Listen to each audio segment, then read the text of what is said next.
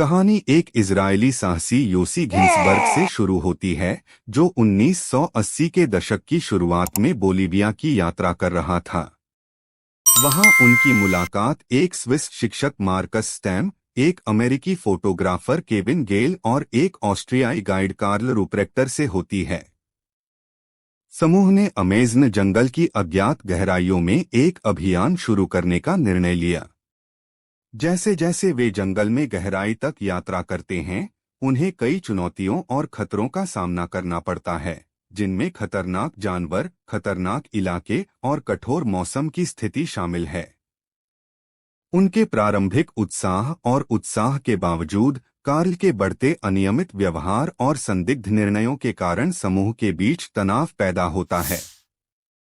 अंततः कार्ल समूह को भटका देता है और वे घटती आपूर्ति के कारण घने जंगल में खो जाते हैं। वे थकावट और निराशा से जूझते हुए भोजन और पानी खोजने के लिए संघर्ष करते हैं। जैसे जैसे दिन हफ्तों में बदलते हैं, स्थिति और भी गंभीर होती जाती है और समूह दबाव में टूटना शुरू हो जाता है। योसी, मार्कस और केविन को अपने डर और कमजोरियों का सामना करना होगा, क्योंकि वे निर्जन जंगल में अस्तित्व के लिए लड़ते हैं। Welcome to my channel story life time. Like करें, सब्सक्राइब के साथ घंटी वाला बटन को दबाएं ताकि हमारी नई वीडियो आपके पास जा सके। रास्ते में उन्हें स्वदेशी जनजातियों, मतिभ्रम और मृत्यु के करीब के अनुभवों का सामना करना पड़ता है। दुखद बात यह है कि मार्कस बीमारी और थकावट का शिकार हो गया, जिससे योसी और केविन को अकेले ही जीवित रहने के लिए हताश संघर्ष जारी रखना पड़ा।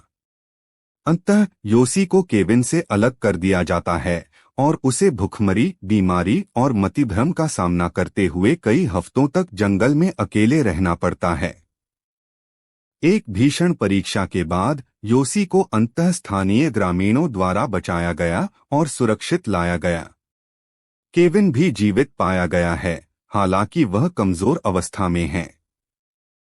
इस कठिन परीक्षा का योसी पर गहरा प्रभाव पड़ता है और वह जंगल में अपने अनुभवों से हमेशा के लिए बदलकर इजराइल अपने घर लौट आता है।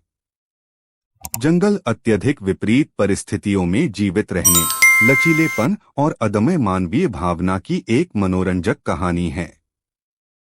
यह सभी बाधाओं के बावजूद जीवित रहने की मानवीय इच्छा शक्ति के प्रमाण के रूप में कार्य करता है।